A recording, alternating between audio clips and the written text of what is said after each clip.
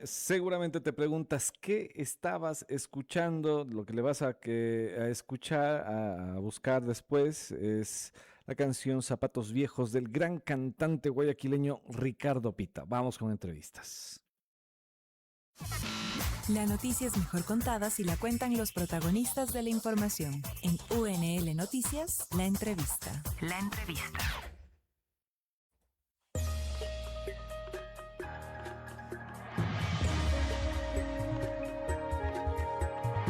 Hoy resultó ser un día bastante tecnológico porque tenemos temas bastante interesantes que conversar. Hace un momento hablábamos con Felipe Duque sobre Hidromed y ahora ya está en nuestros estudios para conversar con nosotros en los próximos minutos el ingeniero Marcelo Valdivieso, docente de telecomunicaciones y director de este proyecto que está en construcción, un proyecto de agentes de IA para personalizar la formación de los estudiantes. Se está pensando también en una respuesta para los estudiantes en tiempo real. Bueno, esos detalles los vamos a conversar ahora mismo con él. Yo, como preámbulo, ¿qué puedo decir? En días anteriores recibí una llamada de uno de mis bancos.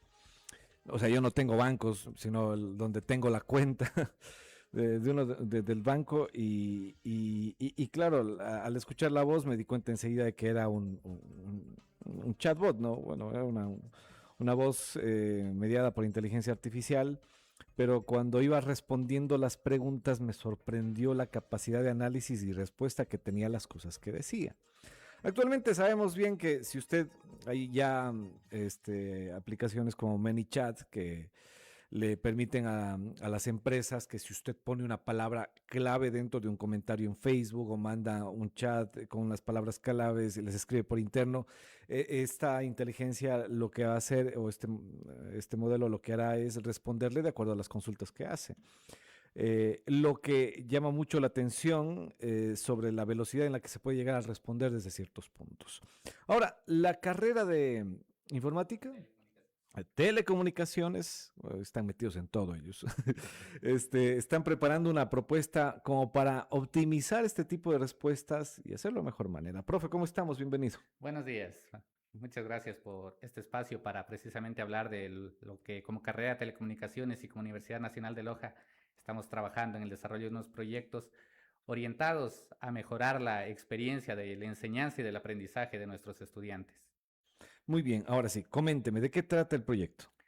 Bueno, nosotros hemos observado la necesidad que surge, en primer lugar, por la cantidad de estudiantes que ingresan a primer ciclo, con un marcado desnivel en lo que son las asignaturas de conocimientos básicos, conocimientos matemáticos, además de la cantidad que existe de estudiantes, hace que sea un poco inmanejable el proceso de retroalimentación en lo que es calificación de tareas y evaluaciones. Muchos docentes tienen, sobre todo, por ejemplo, en la facultad educativa o la jurídica, pueden llegar a tener hasta 300, 400 estudiantes, ¿no? Sí, exactamente. Estamos hablando de que en el caso de enviarse una tarea, pongamos un número de unos 20 ejercicios por 40, 50 estudiantes, pues es una cantidad inmanejable para dar una retroalimentación oportuna a cada uno de ellos.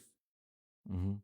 Entonces, en este contexto, surge la idea de desarrollar un agente, bueno, en realidad es un conjunto de agentes basados en inteligencia artificial que nos permitan acompañar al docente en todo el proceso de evaluación, en todo el proceso de retroalimentación y en todo este proceso que involucra permitir al estudiante saber en dónde se está equivocando en el desarrollo de cada uno de sus ejercicios y de sus evaluaciones. Ujú. Ahora, este criterio que suele tener el docente al momento de calificar, ¿se puede trasladar a la gente? Sí, precisamente una de las características que nosotros tenemos actualmente en los modelos que se utiliza de inteligencia artificial, que como lo escuchamos está prácticamente en todos los ámbitos ya de nuestra vida, es el humano en el ciclo. ¿Qué significa esto? Que en cualquier decisión que tome un modelo de inteligencia artificial tiene que estar validado por un ser humano. Entonces, en este contexto, esas validaciones siempre las va a tener que realizar el docente en una evaluación, en una retroalimentación. Al final, el docente es el que determina la decisión, revisa, da la decisión y esto permite al mismo tiempo retroalimentar al modelo, reentrenarlo con esa nueva información que está recibiendo. Usted mencionaba que este modelo tiene dos aristas, lo conversábamos previamente antes de arrancar la conversación. La primera es esta, es más que una asistencia al estudiante, es una asistencia al docente en realidad. En realidad es a las dos partes, porque ¿qué va a recibir el estudiante? El estudiante, por ejemplo, se le envía una tarea, empieza a desarrollar su tarea a mano, hace un ejercicio, por ejemplo, y el estudiante llega a un punto en donde no puede continuar con el desarrollo del ejercicio, tiene algún problema, puede tomarle una foto, el sistema hace un análisis del ejercicio que han ido desarrollando paso por paso y le indica, mira, tienes problema, por ejemplo, si es caso de derivadas, en la regla del producto, la regla es esta, sin resolverle el problema, le indica cuál podría ser el camino para resolverlo. Entonces, el estudiante rápidamente tiene esa retroalimentación, puede continuar con el desarrollo de su ejercicio e intentar nuevamente resolverlo. Ujú. Entonces, el estudiante se ve favorecido en que tiene una retroalimentación inmediata conforme va desarrollando sus tareas. Además, otro de los agentes que constituyen este sistema empieza alimentarse con todos estos conceptos en donde el estudiante va presentando deficiencias. Entonces, al final, le presenta al docente un dashboard en donde dice, a ver, este grupo de estudiantes tiene problemas en conocimientos de álgebra, estos estudiantes en conocimientos de geometría, y esto le permitirá al docente planificar de mejor manera sus clases, planificar de forma adecuada, porque de nada nos sirve que el docente llegue, desarrolle el tema del sílabo, cuando los conocimientos básicos necesarios, conocimientos previos que necesitan conocer los estudiantes, pues no se ha alcanzado ese nivel, entonces no nos va a comprender por más que nosotros desarrollemos nuestro tema actual. Ahora, lo que mencionábamos es que el hecho de que el proceso de retroalimentación puede tardar días, a veces una semana de parte del docente, y ya cuando hablamos de volúmenes muy amplios, es mucho más complicado que un docente pueda responder de la forma óptima, como lo quisiera, ¿no? Por eso es que la educación personalizada siempre tiene menos alumnos. Esto, pero ¿no lo separa también del estudiante? Sí, precisamente ese es uno de los temores que tenemos al hablar de este tipo de agentes asistentes de cátedra. Dicen, no, el docente se va a alejar ya totalmente del estudiante. No, más bien es todo lo contrario. El docente tendrá más tiempo de dar una retroalimentación en el aula personalizada. Entonces dice, a ver, este estudiante tiene problemas con álgebra, entonces voy a darle problemas de derivadas que vayan enfocados en reforzar esos conocimientos de álgebra. Entonces, además, el docente ya va a tener una visión general de todo el grupo, cuáles estudiantes tienen los diferentes tipos de problemas. Entonces, como que nos da un conocimiento mucho más orientado a cada uno de los problemas que tienen los estudiantes en sí. Entonces, es como decir, a ver, ya no tengo que pasar tanto tiempo revisando tareas repetitivas, calificando los mismos errores en todos los 40 estudiantes, sino más bien puedo dedicarme a ver de qué manera puedo hacer que este estudiante mejore en álgebra o en geometría o en factorización y ese tipo de problemas puntuales para cada grupo. Bien, bueno, por otra parte, hablemos sobre lo que decía.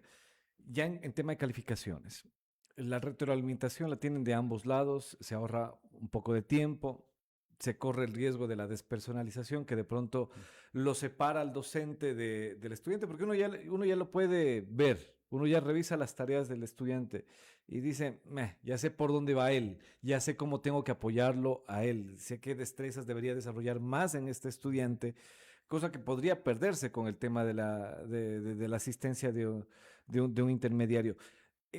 La pregunta es, ¿el intermediario entrega informes, entrega resúmenes, evaluaciones al docente para poder ayudar de una forma a tener esta información Sí, clara? precisamente todo este proyecto va orientado en que el docente tenga un dashboard completo con información del grupo y de cada estudiante. Ya. Sí, entonces allí, por ejemplo, si ingresamos al perfil de un estudiante, nos va a decir, a ver, estas son las fortalezas, estas son las debilidades, hablando de los temas de los conocimientos de cada una de las asignaturas, nos va a decir, a ver, este estudiante tiene, incluso nos emite alertas, dice, este estudiante no ha presentado la tarea pasado tanto tiempo, o este estudiante ha reducido su nivel respecto a la unidad anterior, ha tenido un decrecimiento, o ha tenido un crecimiento, o se mantiene constante.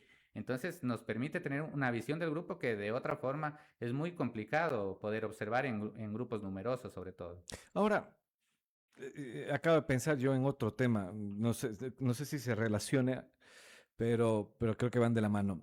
Cuando yo voy al municipio de Loja a realizar un trámite cualquiera, un trámite X, el municipio de Loja me dice, primero tiene que irse a tal unidad para que en tal unidad le digan si usted tiene alguna deuda pendiente con nosotros mismos. O sea, yo le mando donde mí mismo para que usted me cuente si me está debiendo algo a mí o no. Entonces, ese es un trámite adicional que ya le puede quitar unas 2, 3 horas de vida Claro. a la persona que está realizando los trámites. Luego uno, o cuando uno va a pagar patente, que ya mismo se termina el plazo, no, ya se terminó, el 31 de mayo, uno va a pagar patente, tiene que ir primero a los bomberos, en los bomberos se le ponen a ver, se ponen a averiguar cuántas, bueno, actividades tiene, luego lo mandan a rentas, en rentas se ponen a ver. Es decir, todos estos procesos podrían acortarse aplicando procesos o proyectos como los que ustedes están mencionando, porque si el estudiante puede, si uno puede tener una retroalimentación sobre el estudiante de en dónde está fallando, en qué está faltando, qué es lo que está pasando, una ciudad podría funcionar de igual manera. Precisamente, la inteligencia artificial actualmente está abarcando prácticamente todos los ámbitos de nuestra vida y mucho más todos estos procesos que muchas veces son repetitivos. Pero el problema consiste en que muchas veces no estamos preparados para adoptar este tipo de tecnología. ¿En qué sentido?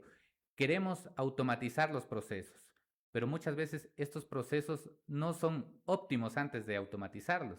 Entonces, ¿qué ocurre? Si nosotros queremos, por ejemplo, aplicar inteligencia artificial, necesitamos previamente un diagrama. A ver, ¿qué es lo necesario para que esta persona pague su patente? Como bien lo dices, tiene que pagar bomberos, tiene que llevar esos documentos a que le determinen la cantidad de actividades que tiene para ver cuál es el monto y luego ir a rentas a cancelarlo. Entonces, tenemos que tener un flujograma de cuál es el proceso y con este sí nosotros podemos alimentar los modelos de inteligencia artificial. Entonces, uno de los problemas allí es en que las personas, en este caso, quienes están a cargo del desarrollo de estos procesos, no quieren o no están preparados para adoptar ese tipo de tecnología. Muchas veces el temor o el mayor temor que tenemos las personas dicen nos va a reemplazar la inteligencia artificial y pues no, por ejemplo, como docentes nosotros debemos comprender que la inteligencia artificial puede ser una herramienta que nos va a permitir a nosotros mejorar en nuestras capacidades de enseñanza para los estudiantes. Bien, bueno, a la Universidad Nacional de Loja administrativamente le puede servir de alguna forma. Sí, precisamente otro de los requerimientos institucionales es ayudar con lo que son los procesos de admisión. Nosotros sabemos la cantidad de estudiantes que están intentando obtener un cupo para ingresar a la universidad. Entonces, sobre todo en este tipo de periodos de nuevo ingreso, se saturan con consultas que tienen que ver con los requisitos para matricularse, de algunas preguntas sobre la evaluación y preguntas que no tienen que ver precisamente con ese contexto, como cambios de carrera, procesos administrativos. Entonces, estamos trabajando también como otra parte de este proyecto de aplicaciones de inteligencia artificial en un agente que permita responder a todas este tipo de consultas, que lo permita ser basado en inteligencia artificial, pero a la diferencia de coger y utilizar un modelo de OpenAI, un modelo de Gemini, estamos trabajando en un motor Claude. RAG, en un motor que sea dentro de nuestra institución, que esté en los servidores de nuestra institución, y de esta manera mantenemos algo crucial que tiene que ver con la inteligencia artificial, es la soberanía de los datos. Ujú. Porque actualmente nosotros, por ejemplo, con el caso de la gente, estaríamos cometiendo un error al subir los exámenes que rinden nuestros estudiantes a servidores que están en el extranjero, servidores que no sabemos de qué forma van a utilizar esos datos, por más que los anonimicemos, por más que utilicemos encriptación, es la información de nuestros estudiantes. Entonces no sería correcto que nosotros saquemos al exterior todo ese tipo de información. Entonces, la idea, una de los pilares fundamentales en esto es la protección de los datos, la privacidad de los datos que vamos a utilizar. ¿Sería nuestra propia IA? Eh, Más que un modelo completamente desarrollado desde cero por nosotros, sería un modelo entrenado con nuestros datos que está corriendo en nuestros computadores y que se va a retroalimentar y no va a salir de aquí de nuestra Ujú. institución. Bueno, les pasa a los estudiantes actualmente que, ya que nos metimos a nos están dejando mensajes, voy a darle la lectura a alguno de estos. Dice, saludos a todos los de la Facultad de la Energía comprometida con el desarrollo sostenible de nuestra querida universidad, dice Julio Dardo Romero. El decano siempre está pendiente de ustedes. En todas las entrevistas está. Ujú. Saludos para el doctor Julio Romero. Ahora, yo le decía una cosa, le pasa a los estudiantes que realizan sus trabajos o sus tareas utilizando inteligencia artificial en el proceso y cuando quieren verificar, eliminar el rastro de IA, toman su producto, lo suben a plataformas donde les realiza las correcciones, ya la información la estamos dejando en otro lado. Y claro, cuando el docente recibe eso, pues hasta la carátula le sale con IA con plagio, porque ya se subió en otro lado, ya está almacenado en otro lugar, y lo que hace el Turnitin, por ejemplo, es revisar en todas las bases de datos que existen en el mundo, ¿no? Entonces, sí vale proteger, y esto yo creo que es una de las partes indispensables del proyecto, ¿no? Sí, sí, sí, precisamente algo que se trata actualmente mucho con esta revolución de los datos es saber en dónde van a estar nuestros datos. En todo momento nosotros debemos garantizar que esos datos están protegidos, de qué forma se están utilizando. Por ejemplo, en el caso de que nosotros vayamos a trabajar con las evaluaciones que desarrollan los estudiantes, con los ejercicios, con los perfiles de los estudiantes, tiene que estar tras esto un consentimiento informado por cada uno de ellos.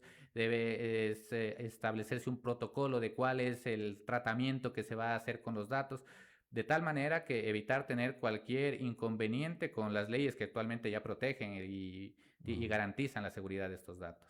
Bien, bueno, eso va por una parte. Ahora, me pregunto, ¿eso también no nos pone como objetivo de hackers y demás? Sí, o sea, precisamente es el punto es que nosotros trabajemos en los servidores de nuestra institución, con los cuales como institución tenemos las garantías de proteger toda la infraestructura de telecomunicaciones, toda la infraestructura de redes de nuestros servidores, entonces estarán garantizados al nivel de la protección que tiene la institución. Bueno, ahora lo otro también es que uno se mete en la cabeza la idea de que la información está en la nube.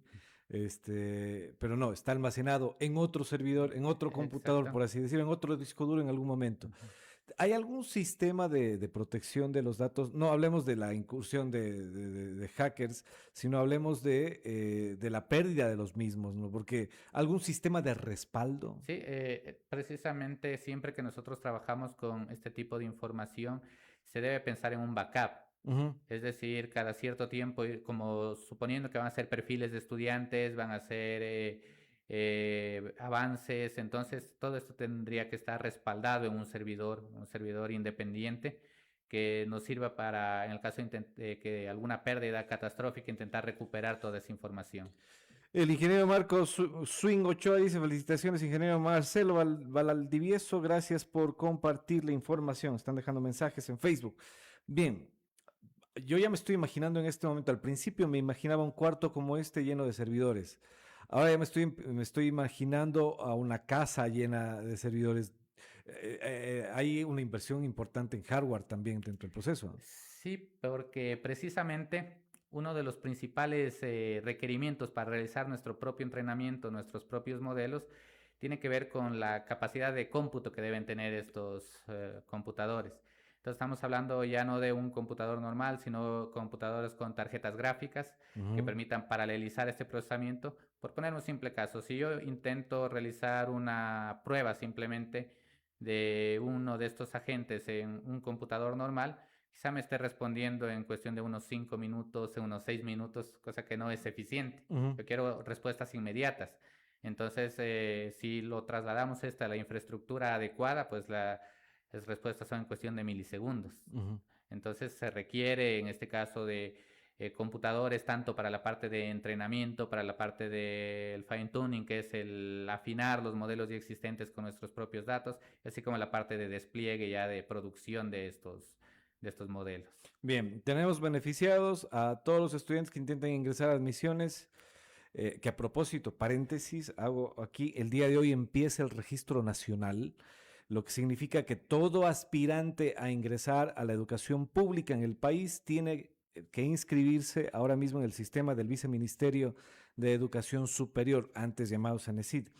El día de hoy empieza el registro nacional. Si no se inscribe en el registro nacional, no puede estudiar en una universidad pública ni postular a una universidad pública. Cierro paréntesis. Son como 11,000, 12,000 por ciclo los aspirantes a ingresar a la Universidad Nacional de Loja. Entonces, bueno, ya tenemos ahí como 11,000, 12,000 beneficiados. Más los 16,000 que se beneficiarían de esta asistencia inmediata. Estoy pensando a futuro y en números grandes.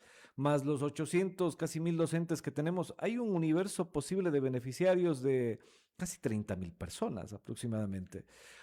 Lo que me pregunto es, ¿y los estudiantes de telecomunicaciones cómo se benefician? Ya, nuestros estudiantes de telecomunicaciones, precisamente esto va orientado en desarrollar un plan piloto en las asignaturas de cálculo de una variable, que es una de las que tienen mayor dificultad. Entonces van a ser ellos los partícipes del desarrollo de este proyecto. Asimismo tenemos planificado el desarrollo de tesis que contribuyan para llevar a cabo, llevar adelante todos los componentes de este proyecto. Asimismo como... ¿Y las prácticas preprofesionales no las pueden realizar ahí mismo? Exactamente, también la parte de prácticas, la parte de que ellos van a saber que la parte de telecomunicaciones también tiene su relación directa con lo que son las herramientas de inteligencia artificial. Tanto para lo que es el procesamiento de las imágenes, que es una evaluación, pues nosotros tenemos que aplicar técnicas de OCR, que es de reconocimiento de texto manuscrito, de las fórmulas. Entonces, ¿cómo pasa de ser una imagen, cómo pasa esto a ser una representación matemática para que un modelo pueda interpretar las operaciones que se está realizando? Tras esto hay muchos conceptos de análisis, de procesamiento de señales, que nuestros estudiantes van a saber cómo se pone en práctica todos los conocimientos que ellos están adquiriendo en las aulas. Muy bien. Ingeniero, felicitaciones, qué buena propuesta, qué bonito proyecto. Este ciclo, hablemos de esto y el siguiente, o más bien, ¿en qué parte nos encontramos actualmente? Ya, nosotros actualmente estamos desarrollando el prototipo inicial, es decir, estamos en una primera versión con la cual, por ejemplo, ya tenemos el reconocimiento de las evaluaciones, ya tenemos un agente que ya se encarga de revisar paso por paso los ejercicios, porque estamos trabajando con la asignatura de cálculo en primer lugar, entonces ya nos revisa paso por paso los ejercicios, nos indica en qué paso se ha equivocado el estudiante y nos proporciona ya una retroalimentación de qué debería hacer para corregir ese error. Otro agente se encarga de decirnos qué temas debería revisar, porque el agente se alimenta con texto guía, se alimenta con información del sílabo, entonces de esta forma sabe cómo dotar al estudiante de herramientas para que él mismo construya su aprendizaje. No se trata de que el estudiante tenga una calculadora en donde va a resolver todos los problemas y sus ejercicios, sino que él tenga las herramientas para poder dar respuesta a los problemas que en principio puede tener dificultad. Muy bien, ingeniero, muchísimas gracias. Al final, Franklin Jiménez, felicitaciones al ingeniero Marcelo, excelente trabajo. Oscar Cumbicus dice, muy bien, Marcelo. Palabras finales, ingeniero, ya para despedirnos. Bueno, en primer lugar, que la inteligencia artificial es ya una realidad, es decir, es el presente. Entonces, nosotros no tenemos muchas veces que tener ese temor de que la inteligencia artificial quizá nos va a reemplazar o miedo hacia la inteligencia artificial muchas veces por lo que hemos aprendido de el cine y de la ciencia ficción, sino más bien aprovechar esas herramientas, utilizarlas, aplicarlas y sobre todo conocer las bases fundamentales que están sobre estas. No es que Skynet va a nacer en la Universidad Nacional de Loja mañana al día. No. No, precisamente si nosotros conocemos la matemática que existe tras todos estos modelos, pues vamos a ser libres de que en realidad tomemos nosotros las decisiones y no los modelos de inteligencia artificial.